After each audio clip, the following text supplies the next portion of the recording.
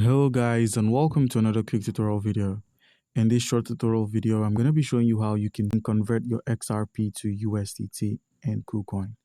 It's quite simple. You must have a Kucoin account to begin, and if you do not have an account on Kucoin, by using our link, which is going to be in the description of this video, you stand a chance to claim 3,200 USDT worth of welcome gifts and trading bonuses when you register and verify your account. So guys, with a verified account, all you need to do is simply confirm the existence of your XRP, and you can do this by heading to the assets menu at the bottom of the screen. That's the bottom right corner. Once there, you're dropped at the overview, which houses all your cryptocurrency assets and their various accounts. So if you were to click on the trading account, you could head over to your trading account, reload, and you'd find your XRP there.